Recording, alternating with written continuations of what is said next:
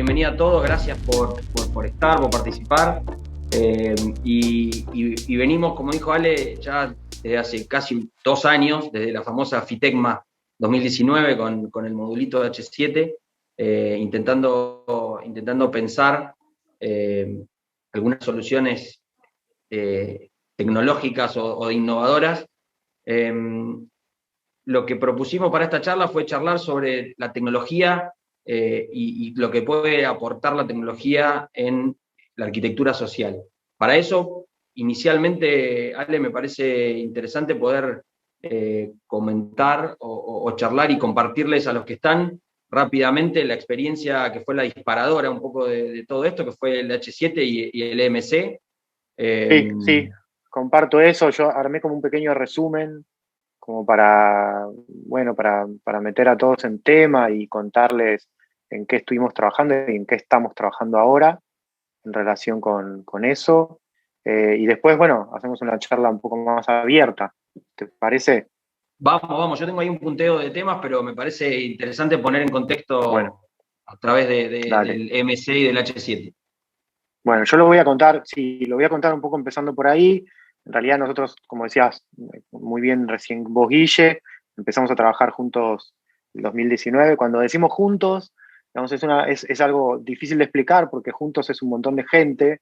O sea, en principio, digamos, está IGEO, que es el Instituto de Investigación en Arquitectura de la Escuela Superior de Arquitectura y Diseño de la Universidad de Morón. Eh, con todo lo que eso implica, con la participación de estudiantes, profesores, ¿no? Y muchas cosas que hacemos que ahora voy a mostrar algunas.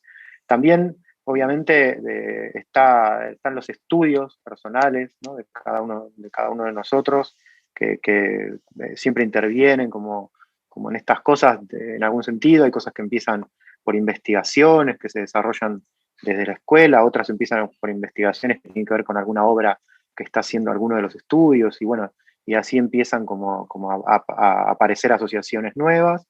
Eh, y después, bueno, está Guillermo Contau con su estudio BDB, con una firma nueva que están haciendo que se llama PEO. Digo, hay como un montón, ¿no? Cuando digo juntos, es un conglomerado de gente Un que, clúster. sí, es un clúster que se ve representado hoy en nosotros dos. Y bueno, por ahí está Rom y Ana también, digo, pero se ve representado un poco en nosotros dos, pero que tiene como un montón de gente pensando. Y el año pasado, cuando todos estábamos viviendo con mucho asombro que empezaba todo esto de la pandemia a transformarse en un tema que ya no era algo que estaba pasando en China, ahí muy lejos, sino que, digamos, estaba impactando en todos lados, y frente a esas preocupaciones, digamos, empezaron a tomar como algunos recaudos en nuestro país, en principio, digamos, anticipados, como por ejemplo esto que es Tecnópolis transformada como una especie de gran hospital posapocalíptico, como decíamos en ese momento. Y nosotros nos imaginamos como siempre, ¿no? Uno se imagina como usuario en esos escenarios, y la verdad que no es el escenario óptimo en el que quieras pasarte una enfermedad en la que en ese momento se desconocía casi todo. No sabíamos absolutamente nada, ni qué tenía, digamos, de grave, ni qué tenía de sencillo, ni qué iba a pasar con todo esto. Eh, y bueno, veíamos esto y decíamos, ¿cómo puede ser que por un lado, digamos, todo lo que conocemos, ¿no? Los arquitectos y las arquitectas, los diseñadores, sobre el tema de los lugares, de los edificios enfermos, del tema de la circulación de aire, de los problemas que tienen algunos hospitales antiguos en cómo están planteados, y de golpe aparece esto, un centro de exposiciones transformado en un lugar para recibir gente que está infectada de una enfermedad respiratoria, cuando en realidad cada uno de estos centros de exposición, y para los que recién Guille hablaba de FITECMA, pero para cualquiera de nosotros que haya vivido un rato armando un stand o incluso a visitar el mundo entero, es que lo estos lugares condicionados con probablemente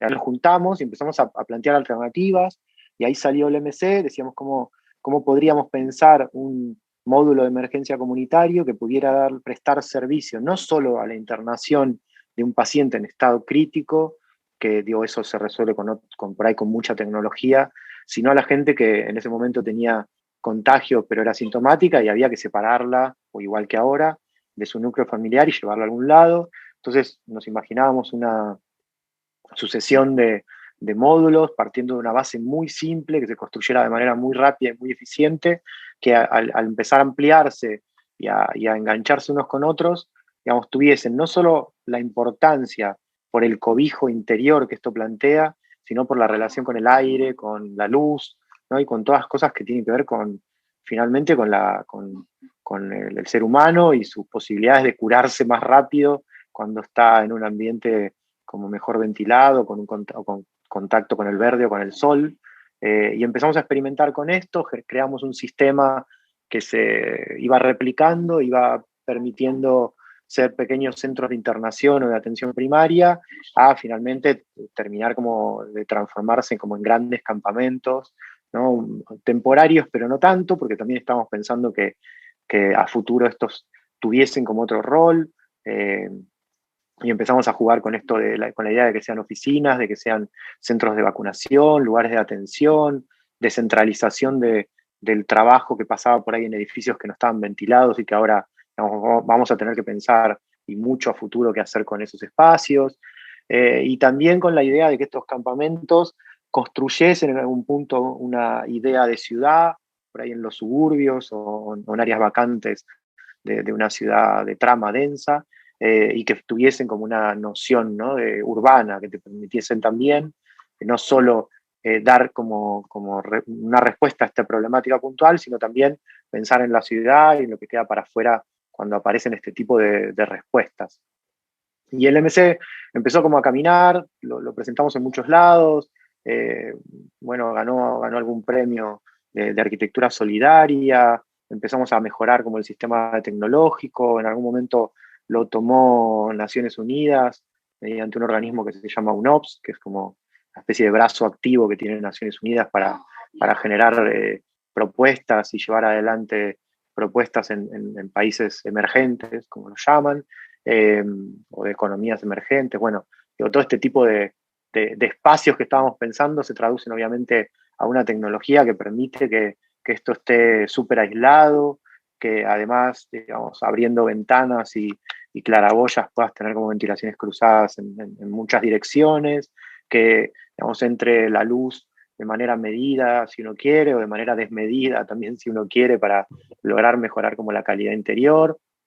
Y bueno, y tratábamos de absorber como con este mismo sistema un montón de usos que estaban todos relacionados con el tema de la internación, ¿no? Bueno, el MC finalmente tuvo como un proceso de construcción en varias pruebas piloto, o sea, obviamente un proceso que empieza con el panelizado, ¿no?, de cada una de sus partes, con todo el sistema, digamos, que va entre paneles, que conforma como la estructura de unión. Ahí se ve un poco todo lo que compone esto, como un basamento, ¿no?, que se arma primero para recibir como todo el sistema de paneles que va después. Este basamento acá era una prueba piloto y está por ahí, está demasiado, ¿no?, exagerado, pero puede ser mucho más liviano. Y un proceso de montaje muy sencillo, donde los paneles hacen de estructura, donde no hay otro tipo de estructura, y donde esto se monta como muy rápido. Bueno, acá aparecía este tema de Naciones Unidas como detrás del montaje de este módulo. Y con ¿no?, con la intención de que este artefacto tenga también una calidad, ¿no?, estética, además de constructiva, que, bueno, que beneficie tanto de adentro como de afuera el lugar que lo recibe. Bueno, acá se ve el primer módulo que se hizo construido, ¿no?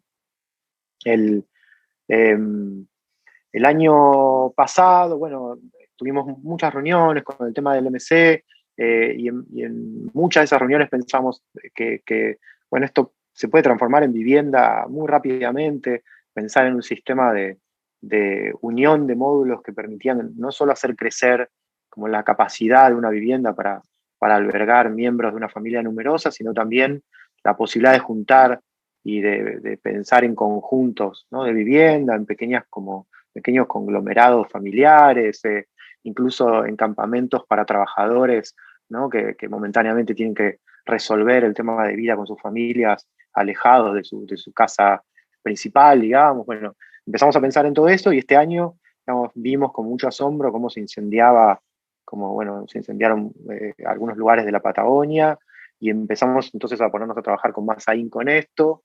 Tomamos el mismo módulo individual, con la misma idea de esta sucesión de piezas, alternando siempre con patios, y lo empezamos a transformar, primero en un módulo de una casa como muy chica, como una especie de monoambiente que resolvía rápido el problema de una familia, y después como con la misma tecnología, bueno, aportando ciertas cosas que resolvían algunos temas energéticos, y después como eso iba creciendo en cantidad de habitantes, en espacios para dormir, para guardar, para estar, ¿no? Y como a medida que ibas agregando módulos en estas casas que se podían estirar, tenías esa sucesión de patios, y siempre pensando además que alguno de esos módulos podría tener eh, como un lugar, podría ser un lugar de trabajo, un lugar que tenía como una posibilidad de darle como una cierta economía a la familia que lo albergaba, ¿no?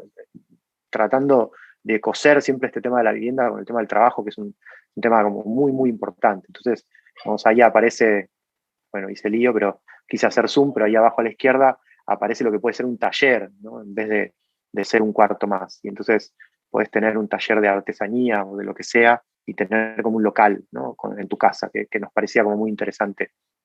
Y así como el primero que pensábamos, que se transformaba como una especie de hospital, bueno, esto también podía transformarse en un pequeño conjunto de casas que nos daba respuesta no a una familia, sino a muchas, en el entorno y en el paisaje, ¿no? En este caso, bueno, del Bolsón, pero de todas estas ciudades en el sur que estaban viviendo como la pérdida de casas, de casi 300 familias y todo lo que no, todos ustedes conocen.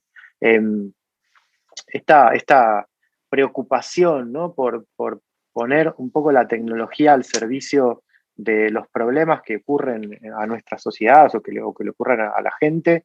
Entonces es un tema que nace desde hace muchos años, y Geo, como instituto de investigación, está desarrollando este tipo de prototipos desde el 2010 o incluso un poco antes, probando casas, lugares de trabajo, hasta pequeños espacios urbanos, siempre basados en la idea de que la tecnología no solo nos sirve para construir el albergue, ¿no? para un determinado grupo de personas, sino que también genera trabajo, piensa en sistemas de fabricación de materias primas en el lugar en donde esas construcciones se implantan. Entonces, digamos, cada una de las cosas que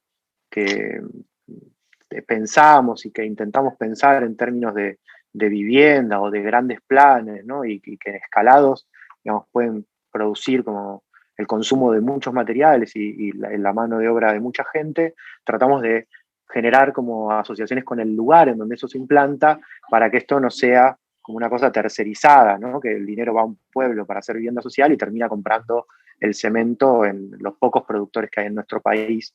Entonces pensar que la materia prima, bueno, sale de la capacidad local. Entonces, más que en el diseño, estuvimos como reflexionando acerca de este tipo de diagramas, ¿no? Y después, bueno, estas cosas las probamos con estudiantes de la mitad de la carrera, del final de la carrera, o sea, y las construimos y las mostramos en distintas ferias, en bienales, en distintos lugares. Algunas pasan a ser construcciones en escala real que terminan teniendo una función en un sitio determinado y se usan, en donde nos permitimos como también experimentar algunas cosas que tienen que ver con el ambiente, con la relación de estos edificios con su contexto, digamos, un poco más general y no tan inmediato. Bueno, Mecano resolvía el tema de campamentos para inundados, en sus muchas versiones, también un sistema como de crecimiento rápido basada en piezas muy livianas, que son estas tablas de madera, y bueno, y así como el otro, el Habitat 5, también construida y probada como en la realidad. La idea de probar también distintas tecnologías, de sumarnos incluso a revisar si podemos cambiar como la manera en la que se utiliza el ladrillo para generar como mejores recursos y mejores aislaciones. Estos eran unos modelos de casas para la Villa 15 que se mostraron también en una Bienal de Arquitectura, siempre tratando como ¿no? de innovar y de permitirnos reflexionar acerca de la vivienda social. Y en eso estábamos cuando se cruza Tao con los paneles SIP, un poco con lo que estábamos haciendo, y muy rápido, en una especie de conversación telefónica veloz, nos pusimos de acuerdo para hacer una especie de casa muy chiquita, que en ese momento tenía como un motor de de pensar en un refugio en climas extremos o en lugares de paisaje, ¿no? En donde la gente tiene que intervenir, pero muy poco, y sale como el Hábitat 7. Creo que se construyó como muy rápido, hablamos una semana, la otra lo estábamos construyendo, y en la otra lo estábamos como mostrando en la Bienal de Arquitectura, y empezamos a caminar como esta especie de relación, ¿no? Entre la escuela, la empresa, los estudios, que nos permite como pensar en todas estas cosas, ¿no? El Hábitat 7 es como una especie de tiny house bueno, que puede estar montado en este tipo de paisajes o resolver el problema del fondo de un terreno, ¿no? De alguien para darle cobijo a una porción de la familia. Ahí lo construimos en la Enfitecma, ¿no? Es todavía sin revestimientos, y después para la Bienal, bueno, se montó allí con todos sus revestimientos de madera, y hoy este mismo módulo que probábamos en la Bienal está en el campo de deportes de la universidad, y es como ahí como un poco la casa del vigilador. Estamos justo terminándolo ahora en este momento. Y bueno, empezamos a pensar un montón de modelos. El Hábitat 8 también era un lugar descentralizado de atención al público, pensado para el Estado, con un poco el mismo motor, ¿no? Que lo que te permite los paneles es que si vos triangulás y generás como cierta posición morfológica de las piezas para lograr estructura, no necesitas como estructuras intermedias. Eso está, la verdad que está buenísimo. Y bueno, y así armamos esta pieza que se pensaba en la ciudad, también un poco cuando a la mitad del año pasado, ya un poco más enterados de algunas de las cosas de la pandemia, y que podía permitir descentralizar algunas funciones del Estado o ser lugares de atención primaria, ¿no? Para un público que tiene que ir en ese momento todavía no estaban los vacunatorios ni los test como ahora, pero bueno, podría servir para cualquiera de esas cosas.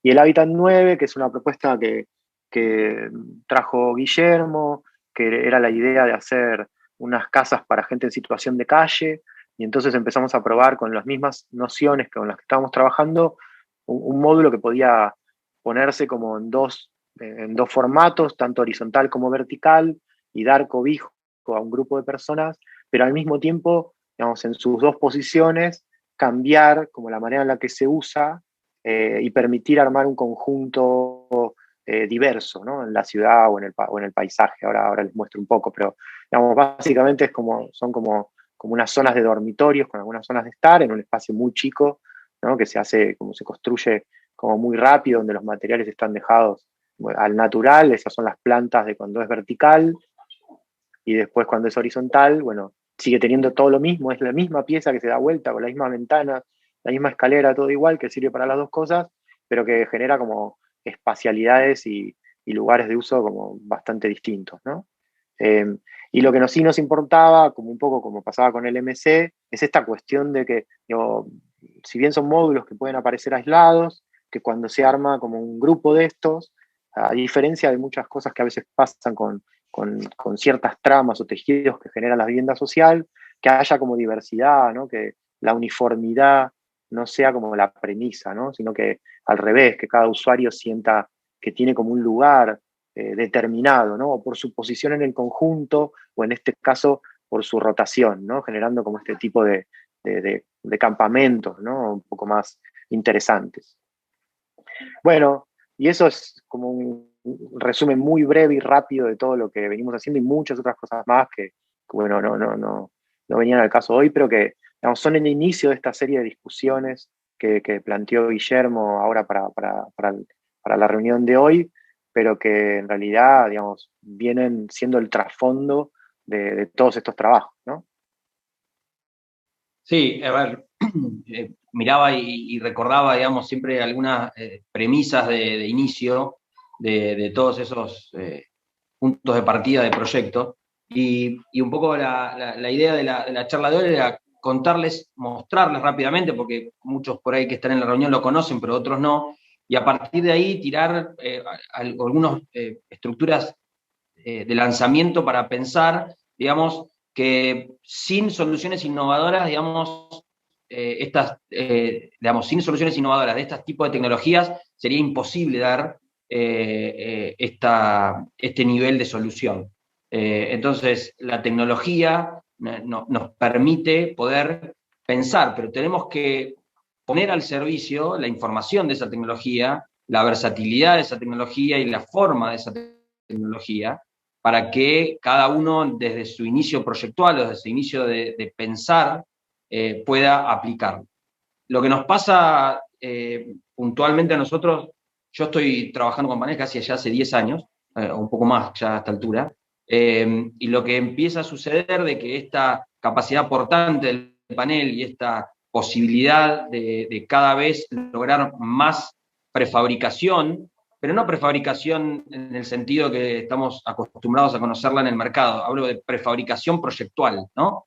Prefabricación desde su origen, con un sentido, no con el único sentido de rapidez, simplicidad, no, aparte de esos sentidos, con una estructuralidad, con una visualización que responde a la misma estructura en su capacidad portante, en la cuestión estética.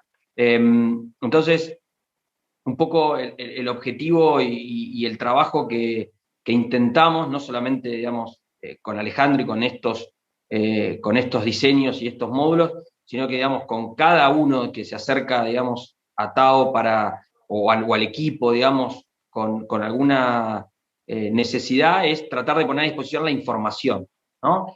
Y en ese caso, a mí me gusta, digamos, el feedback con Ale, porque digamos, Ale tampoco tenía demasiada información cuando arrancamos en aquel momento de los paneles y de repente, hoy, ¿cómo diseñás, Ale? Hoy nos mandás proyectos y nos mandás casas y diseños que ya están absolutamente, que giran alrededor de la capacidad portante, la capacidad térmica y la idea del panel como parte del proyecto.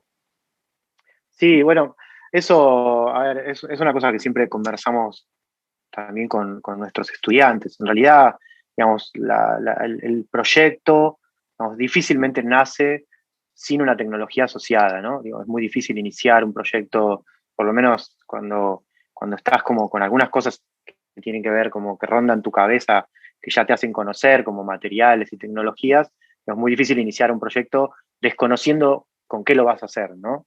Eh, y los proyectos además tienen como ese motor, o sea, que empieza a ser como la gestión, ¿no? La optimización. O sea, si vamos a hacer un proyecto, no sé, en Misiones y sabemos que hay como cierta tecnología asociada como al lugar, bueno, digo, es casi como la primer premisa, ¿no? Que nos ponemos.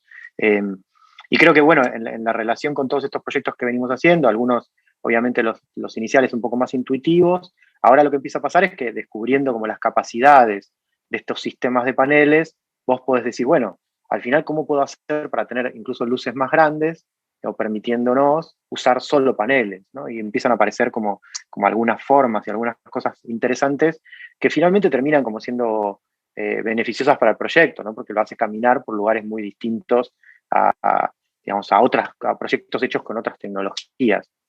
A mí también lo que me interesa, digamos, en relación a esto que decías vos, Guille, y al iniciar así, es como esta idea o este grado de responsabilidad que por ahí tenemos los profesionales y que a veces no asumimos del todo, que es que cuando decidimos una tecnología o poner al servicio de un proyecto determinada tecnología, también detrás de eso hay no solo recursos, sino también mano de obra, digamos, empieza a haber como, ¿no? Unas ciertas economías que uno activa o desactiva. O sea, digamos, si vos estás haciendo algo con determinada tecnología que puede favorecer a que en un lugar, ¿no?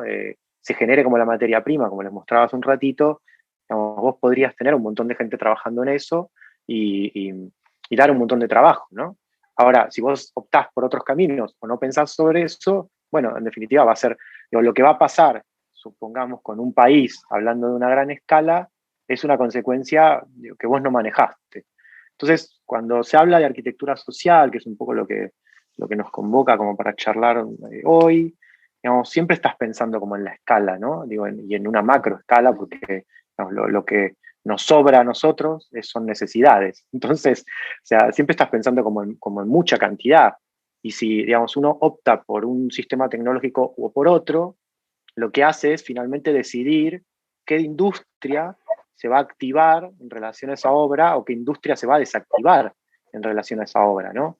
Y es muy impactante cuando recorres el país y ves lo que pasa en esos términos. O sea, vos vas a Ushuaia y ves que hay, digo, lenga, ¿no? Para repartir, porque está como subutilizada en lo que te puede permitir como un bosque de lenga, o lo que puede permitir el Estado, ¿no? De sacar de un bosque de lenga, y en realidad termina no poniéndose al servicio de la construcción, porque no hay como una necesidad de los que generamos construcción de consumir eso, o no lo ponemos como prioridad.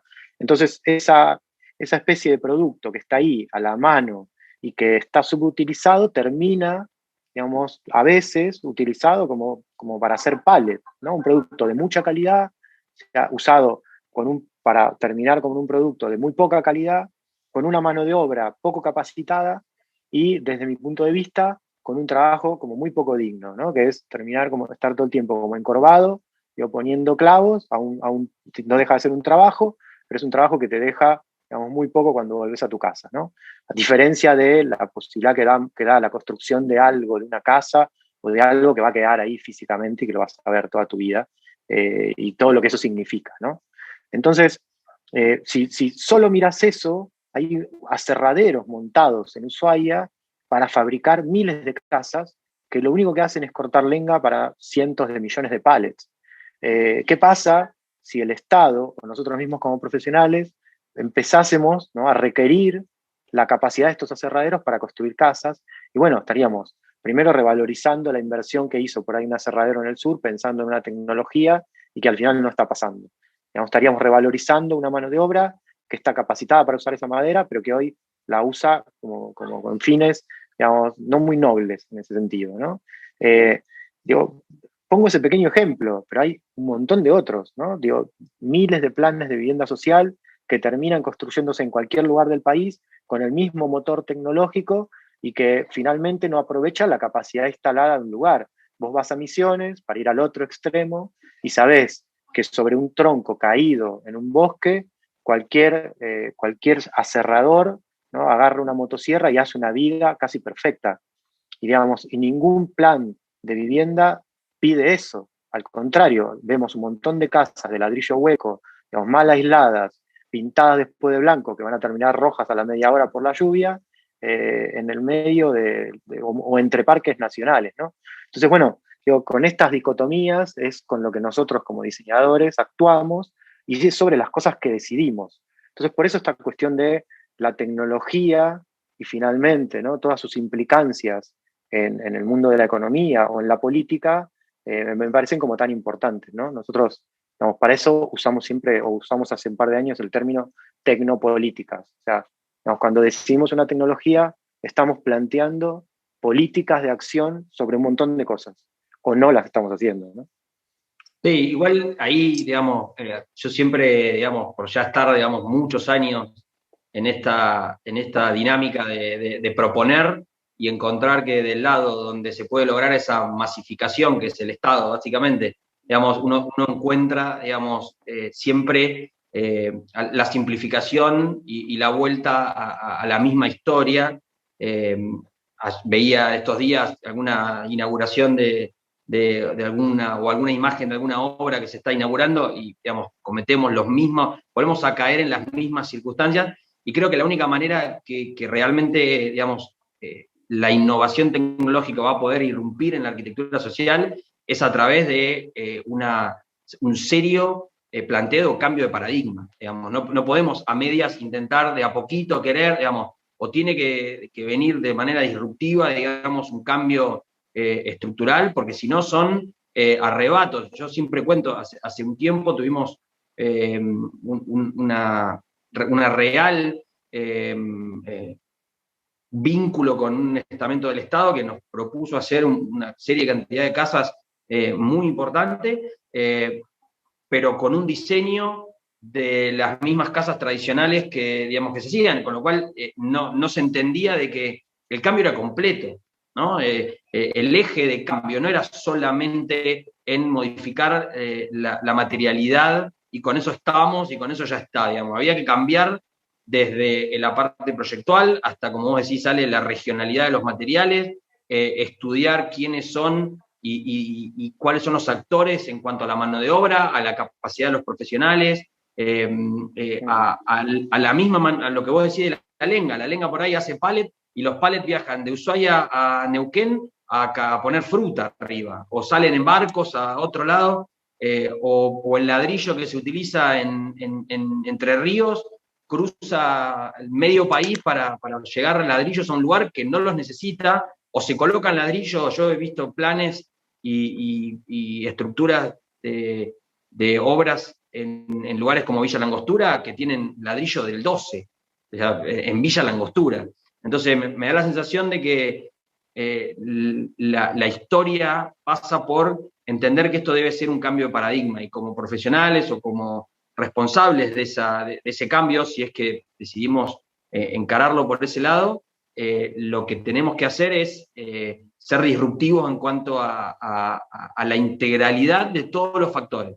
La previa a diseñar, todo el proceso, digamos, las 3 fases de nuestra intervención.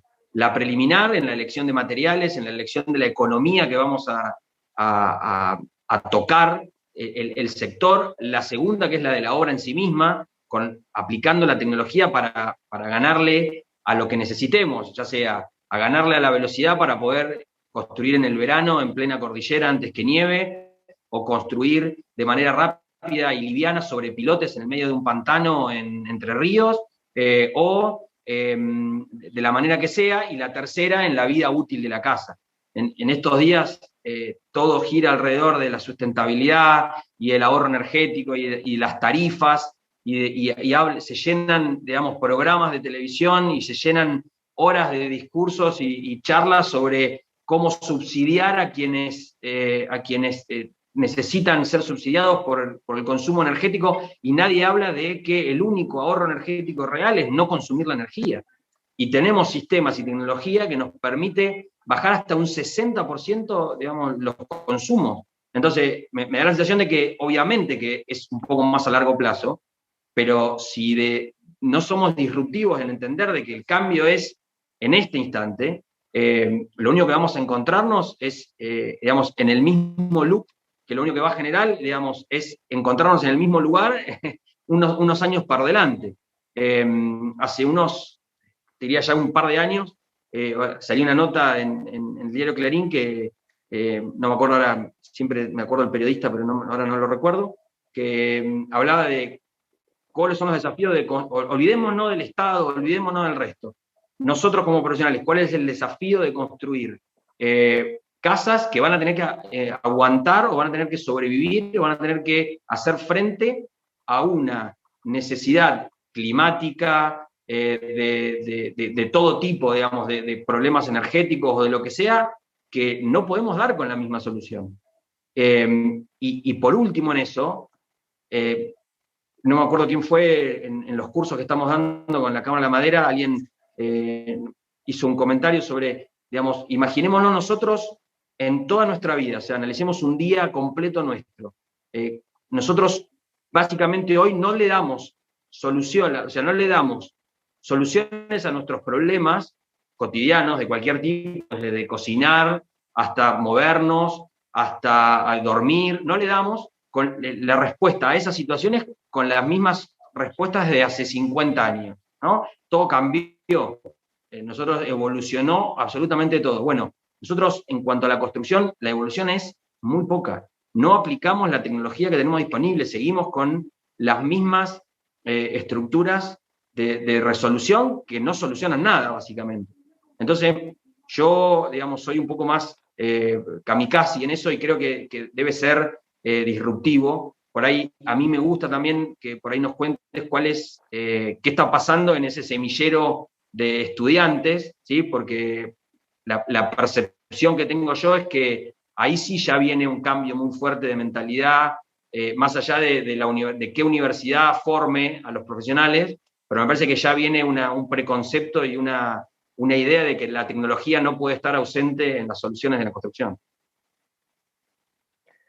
Sí, a ver, bueno, yo creo que es un tema, como decías vos, primero es un tema generacional, ¿no? O sea, creo que hoy hay una juventud como mucho más atenta a todo lo que nos pasa, ¿no? Atenta, digo, al tema se ven jóvenes peleando por si comer animales, no comer animales, digo, por ciertas decisiones acerca de tu propia voluntad y decisión sobre tu cuerpo y un montón de cosas. O sea, creo que todo eso, digo, una especie de juventud muy potente y activa políticamente, que por ahí en otros tiempos, digamos, se había apagado un poco más. Digo, recuerdo, digamos, capaz años anteriores, que inevitablemente, digo, termina como impactando en las profesiones que cada uno de ellos elijan, ¿no? Digamos, chicos de secundario que van a entrar a la universidad y que van a probablemente a desarrollar algún estudio y que toda esa mirada nueva, digamos, va a aterrizar como en la profesión que elijan. Yo creo que hoy hay un montón de estudios de arquitectura, arquitectos y arquitectas que están como promoviendo una mirada nueva sobre la relación con la naturaleza, sobre, digo, el uso de ciertos materiales, ¿no? Para favorecer y mejorar las condiciones de habitabilidad de un lugar, y también el tema de los recursos. Y creo que a medida que esas nuevas generaciones vayan llegando como a las profesiones, digamos, esto va a crecer, ¿no? Y va a tener como un impacto mayor. El tema es si todo este cambio tiene como una especie de devolución desde el punto de vista de las normativas, desde el punto de vista del escenario planteado para que ¿no? Toda esa nueva ola germine. Porque también el problema a veces es que hay muchas cosas que no están, al no estar normalizadas, ¿no? Al no tener como unas condiciones claras, nos terminan siendo como no sé, o por los mismos clientes o por los mismos usuarios, qué sé yo, digo, terminan decidiendo que no, porque por ahí, digo, generan más conflictos que soluciones en todo lo que tiene que ver con la gestión. Entonces yo creo que, digamos, a lo que vos me preguntabas, yo veo un cambio, digamos, fundamental de pensamiento en nuestros estudiantes, digamos, la verdad, muy motivador y muy interesante, y que creo que va a impactar fuertemente en la arquitectura que se va a hacer de acá a futuro, pero creo que también tenemos que allanar ese camino, digamos, generando como políticas, ¿no? Que tienen que ver con leyes, que tienen que ver con un montón de temas, que hagan toda esa innovación, digo, tenga como un territorio fértil, ¿no? Y me parece que en otros lados está pasando. Digamos, creo que en otros países hay como una relectura, ¿no? De lo que es el futuro en términos de las generaciones que hoy son más chicas y están como empezando a crecer hacia ese futuro. Y nosotros todavía creo que estamos como muy lejos de pensar así.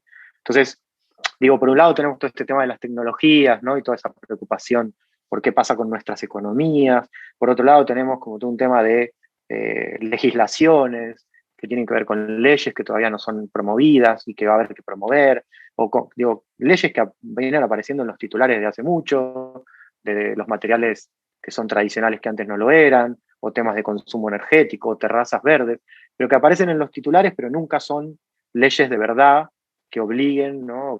O que de alguna forma se transformen como en reglamentos para los miles de constructores o de desarrollistas que hay en nuestro país. Entonces, digamos, finalmente, en algún momento, todo eso va a tener que, que impactar verdaderamente en la construcción, y vos no vas a poder hacer, digamos, en el norte algo con un material que viene del sur, o en el sur algo con un material que viene del norte, y vas a tener que, vamos, tratar de buscar en el lugar. Finalmente vas a tener que pensar en las condiciones de aislación de verdad y no solo para tildar una planilla, que es lo que pasa hoy. Finalmente, digamos, todo lo que tiene que ver con impacto ambiental, que todos los que hacemos una obra estamos obligados a, a analizarlo, va a ser un verdadero análisis y no un formulario que termina siendo un gestor. O sea, creo que hay como un montón de temas, ¿no? Que hoy son temas que están como, digamos, los escuchamos, los vemos, están pasando, pero que todavía no generan ese territorio fértil para estas nuevas generaciones. Así que no, creo que hay que impulsar como las dos cosas, ¿no? Por un lado, formar a Sí, esas nuevas generaciones y por otro, acompañarlas en su formación, y por otro lado, bueno, pelear porque alguna de estas cosas, digamos, cambien. Sí, igual si no, si digamos, si lo que sucedió en el último año no nos enseña alguna cuestión, estamos complicados, ¿no? Me parece que si no deja Sí. alguna mella o alguna marca. Permitime ser pesimista en eso, y yo creo que digo, casi como que es difícil, ¿no? Que hay cosas que pueden pasar que son terribles y parecieran como no dejar ninguna enseñanza, ¿no? Bueno, pero vamos, es una mirada mía. O sea, ahora, puede ser, como decís vos, si esto que estamos viendo no nos enseña que tenemos que tener como otra relación, ¿no? Con todo lo que nos rodea, o los límites políticos, digo, todo esto que se está hablando ahora de las patentes de las vacunas, tiene sentido mientras el mundo se muere, digamos, que un par de laboratorios sean los dueños de la solución, cuando el Estado, muchos estados potentes, poderosos, digamos, no pueden resolver eso, digo, qué sé yo, permitime ser pesimista, digo, porque daría la impresión que no va a cambiar nada, pero bueno, ojalá. Sí, yo lo que, digamos, cuando uno espera algunas reacciones, digamos, globales o cambios de paradigma que tengan que ver con una reacción del que está más arriba en la pirámide, obviamente que es difícil poner esas esperanzas ahí. Por ahí mi visión o lo que yo veo hoy, y sobre todo, digamos, yo les quiero transmitir a todos lo difícil que era vender un panel el año 2012, ¿no? O en el 2013. Y la diferencia de hoy, donde promocionamos un curso que es pago para aprender a instalar paneles y en menos de un año pudimos capacitar casi 750 personas. Entonces, digamos, creo que los tiempos cambian demasiado rápido y el mercado y el usuario es el que lo requiere. Y ahí ya me sumo, digamos, al quinto punto de la charla que a mí me gustaría tocar, que creo que es algo que es la manera de ser disruptivos y que verdaderamente cambie el paradigma o podamos ser mucho más certeros y más efectivos en esta visión, que es la prefabricación como concepción proyectual, ¿no? Como es la tecnología con el proyecto y entender la prefabricación como una virtud, en todo caso, no como una mala palabra casi, ¿no? Yo cuando leo algunos estos reglamentos de los barrios privados o cómo se utiliza de manera despectiva casi la palabra prefabricación en la arquitectura, eh, realmente, digamos, me parece que entender de que en la prefabricación, ¿sí? Uno compra un auto de alta gama, un BMW, y está absolutamente prefabricado ese auto, ¿no? Entonces, me da la sensación de que en la arquitectura hay que tratar de cambiar esa percepción y poder pensar proyectualmente en esa prefabricación. Hace unos meses vos me compartiste un video de dos loquitos de hace muchos años que pensaban la fabricación, la prefabricación como un todo. Y a mí ese video me parece, digamos, el eje de todo esto. ¿Por qué? Perdón, Porque... los dos loquitos son Buckminster Fuller y Prouvé. Ah, ok, ok. Sí, sí, No, tal yo cual, tal cual, tal cual. estaba tratando de pensar qué video de dos loquitos te mandé y después digo, ah, mirá. Estaban loquitos, digamos, Sí, estaban sí, sí. verdaderamente loquitos, Sí, unos locos pero del año 20 claro, que claro, bueno. llegaron hasta el 70 y pico, sí. Entonces, digamos, me parece que lo que está faltando o el siguiente paso, y es un poco lo que nosotros intentamos empezar a poner arriba de la mesa con todo el esquema de estudios de arquitectura, profesionales, constructores, es el tema de la prefabricación. No es una mala palabra. La prefabricación cuando hay tecnología, ¿sí? No cuando es solamente hacer un bastidorcito y prefabricar para bajar los costos y hacer las cosas más rápido. No, cuando hay prefabricación que es disruptiva con respecto al resultado, ¿no? Me parece Es que, que ahí hay un ¿sabes lugar. qué? No, te interrumpo solo con esto, Guillo, que vos traías un poco a Prouvé y a Buckminster Fuller, bueno, y a muchos otros, ¿no? Que tenían como esos motores de búsqueda. la fabricación estaba pensada como una manera de generar como una igualdad social, ¿no? Y pensar que en realidad todo era masivo. O sea, lo contrario a un poco como la joya de autor, ¿no? Que es a veces cómo nos ve la sociedad los arquitectos, ¿no? Bueno, una especie de artista que puede generar una cosa así como impactante, ¿no? En el mundo de lo físico, que es verdad, o sea, puede ser, pero ambos, bueno, recomendable totalmente esas charlas de Galeano que están ahí por YouTube, ambos hablaban como de la prefabricación como en un momento, ¿no? Preguerra, posguerra, o sea, o post Primera Guerra, post Segunda Guerra. O Digamos, la pospandemia. prefabricación, sí, por eso ahora iba a hablar un poco de eso. O sea, hablaban de la prefabricación como una manera de llegar a todo el mundo, ¿no? Entonces, bueno, ¿cómo hacemos? Mr. Fuel estaba como obsesionado por generar una casa lo más liviana que se pueda y llevarla como en un helicóptero y llegar a cualquier lugar y poner un montón de casas, que al final terminaron teniendo muy poca suerte ambos dos, porque ninguno llegó a construir la cantidad de casas que imaginaba cuando pensaba un proyecto. A lo sumo, los dos, si construyeron mucho, terminaron haciéndolo para el ejército, una cosa totalmente opuesta a cómo lo pensaban, porque eran los únicos que en algún momento necesitaron un montón de refugios para soldados y les compraron como algunos de sus diseños. Pero me parece interesante en esto que vos decías, de que la prefabricación era mirada como una manera de generar como igualdad social. Bueno, todo el mundo debiera poder acceder por lo menos a esta casa, ¿no? Y después de ahí en más, digamos, podemos hablar de un montón de otras cosas. Entonces tenemos que preparar a la industria y a los proyectistas no para hacer una joya de la corona, sino para hacer millones. Y millones, ¿no? Que resuelvan el problema de millones. Eso era como una cosa muy interesante, ¿no? Ese momento de la historia en la prefabricación. Y así como vos haces la relación con la industria automotriz, bueno, ellos todo el tiempo estaban, ¿no? Entre la aviación y todo lo que estaba pasando en ese momento y las posibilidades tecnológicas de construir un ala, digamos, y pensar que cómo no vamos a usar esa tecnología para hacer una casa, o de construir un auto y cómo no vamos a usar esa tecnología para hacer una casa, ¿no? Súper interesante esa época, ¿no? de la arquitectura con gente que no necesariamente eran arquitectos o provenían de ese mundo, sino que provenían de la industria.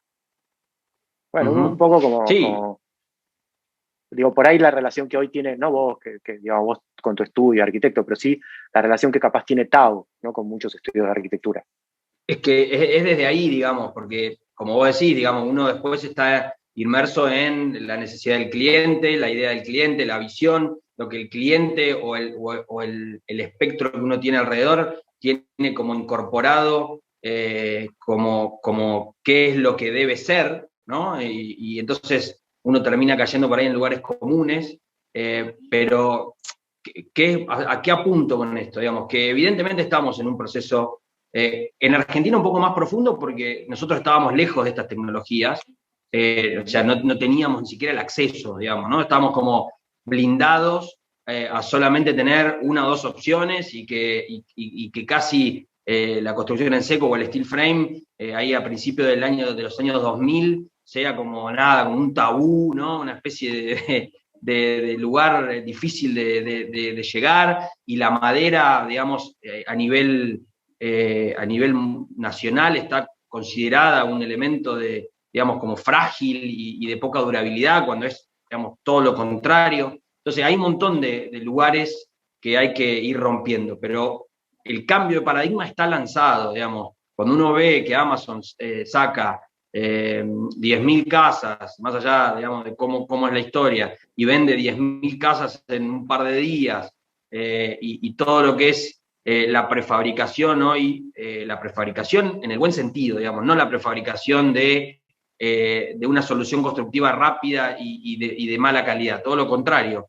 Y a nosotros nos pasa, sin ir más lejos, Ale nos presenta un proyecto e inmediatamente estamos pensando cómo la tecnología puede colaborar para esa situación. El H7 no tiene un solo elemento que no sea los paneles. El MC, exactamente lo mismo. El H8 tampoco, digamos. Entonces, hay una manera de utilizar una tecnología para dar una solución un poquito más amplia. Pero, digamos, para mí, y ahí es un poco donde para mí la tecnología tiene que ser disruptiva y tiene que ser colaborativa del cambio de paradigma, porque no sirve solamente con un arquitecto que quiera salir de la zona de confort en la cual nos encontramos y darle una vuelta de rosca y utilizar un material que parece hoy divertido, moderno, nuevo, novedoso, que es como el chiste del momento. ¿Sí? Me da la sensación de que debe ser tomado como un cambio completo, un cambio total a la solución. El otro día me mandaron una frase que decía que la tradición es el recuerdo de las cosas muertas, ¿no? Entonces, a veces cuando te dicen en construcción tradicional, bueno, la tradición, no sé si hasta hoy la palabra sería construcción tradicional, como estamos acostumbrados. Lo que necesitamos nosotros es poner vanguardia, pensar de que necesitamos construir con cosas de hacia adelante, no para atrás. Y también en ahí... eso, Guille, en eso también hay un tema que es interesante por ahí para charlar, que es que, digamos, la construcción tradicional no necesariamente está asociada como a los materiales. O sea, porque, a ver, uno puede hablar de construcción tradicional en ladrillos cerámicos y hoy la industria del ladrillo cerámico evoluciona un montón y hay fachadas ventiladas. O sea, lo que pasa es que, digamos, a precios que a veces son poco accesibles para el que normalmente usa construcción tradicional, ¿no? Porque, digamos, entre la gama de ladrillos cerámicos que hay, digamos, que resuelven por ahí el tema de la aislación, con piezas un poco más complejas y más gruesas, o los sistemas de fachadas ventiladas, digamos, son bastante más caros que poner, digamos, un ladrillo de 20, ¿no? Entonces, también es ese otro tema, ¿no? La construcción tradicional a veces está ligada como a los materiales, pero es lo que decís vos, no es solo el material, sino que es el pensar en términos tradicionales, pero no como una cosa, digo, que está siempre como revisada en función a la tradición, sino como algo que se repite sin crítica. Y ahí es donde aparece como el problema, ¿no? Cuando, sin digamos, evolución.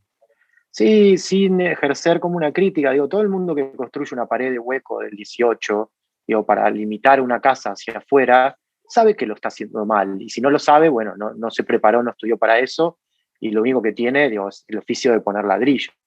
Pero el que se preparó para eso sabe que lo está haciendo mal. Entonces, me parece que lo importante también, digo, es poder ejercer esa crítica y decir, bueno, digo, seguro que voy a necesitar algún tipo de aislación, o voy a tener que trabajar con otro tipo de material.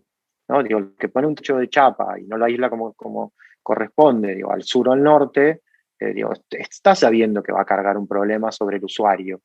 Y yo creo que no es que lo desconoce del todo, lo sabe. Lo que pasa es que lo aplica porque es común, porque en realidad está aceptado, porque además los pliegos muchas veces no piden más que eso, ¿no? Entonces, bueno, hay un problema como de concepción, que es un poco lo que hablabas vos, y que no siempre está ligado como a un material o a otro, ¿no? Sí, sí, yo insisto, hay lugares donde, digamos, no alcanza con solamente, como profesionales hablo, ¿no? Con solamente cambiar el material, como decís. Cambiar el material puede ser una cuestión circunstancial, sino que lo que hay que cambiar es el chip. Lo que hay que cambiar es la forma, la aproximación a la solución, y me parece que ahí es donde, digamos, el título de la charla de hoy termina, digamos, inicia en la idea de la tecnología, de aplicar tecnología, que es lo que hacemos nosotros todos los días. Aplicamos tecnología cuando cocinamos, aplicamos tecnología cuando nos movemos, cuando dormimos. Hoy ya los colchones tienen sensores, los relojes que uno usa, los anillos, te miden absolutamente todo. Digamos, tenemos el acceso a poder dar una solución totalmente distinta, inclusive, digamos, uno empieza, el otro día a una empresa multinacional que tiene muchos productos de construcción en seco, digamos, bueno, charlando, le decimos, bueno, a ver qué otros productos tenés, y nos mandan el catálogo y tienen 23.000 productos, y dentro de los 23.000 productos hay, digamos, cosas que nosotros ni siquiera conocemos, que está la solución, que está la posibilidad de la utilización. Entonces, me parece que el paso siguiente es integrarse en equipos de trabajo, estudios, proveedores, universidades, equipos de trabajo que te permitan sentirte en una estructura de confort para poder desarrollar estas cosas.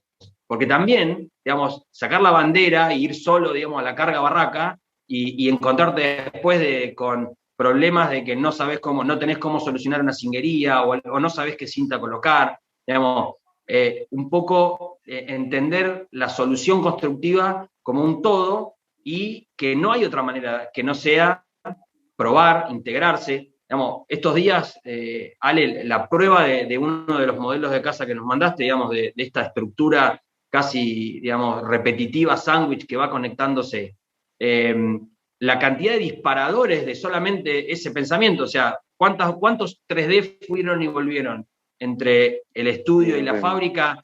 Un montón, sí. Y claro, hasta resolver algo. Ahora, en esa contención me parece que está la respuesta, ¿no? En dar un paso más y analizar una vuelta más de rosca y ser crítico con lo que uno está resolviendo.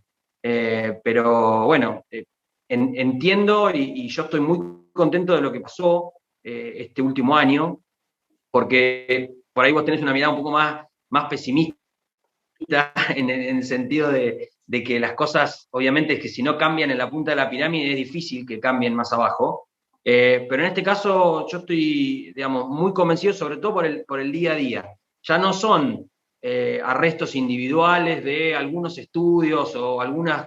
No, yo de la universidad, bueno, la Universidad de Morón, de la misma UBA, de universidades del resto del país, no, ustedes no saben la cantidad de mensajes que tenemos constantemente para pedir información porque ellos van a hacer el proyecto de arquitectura 4 o la tesis final o esto con los paneles, o sea, que me imagino que también en otras soluciones constructivas sucede, pero creo que en esa base está un poco la estructura de cambio.